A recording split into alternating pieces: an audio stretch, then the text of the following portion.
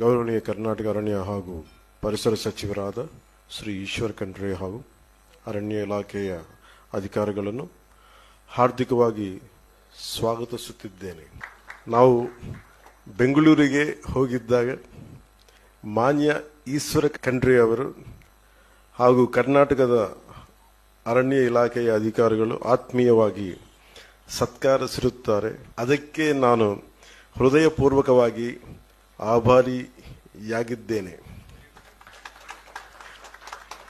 ನಮ್ಮ ಉಭಯ ರಾಜ್ಯಗಳು ಈ ಸಹಕಾರದಿಂದ ಪರಿಸರ ಪರ್ಯಾವರಣ ರಕ್ಷಣೆಯಲ್ಲಿ ವಿಜಯವಂತರಾಗುತ್ತೇನೆ ಎಂದು ಹಾರೈಸುತ್ತಿದ್ದೇನೆ.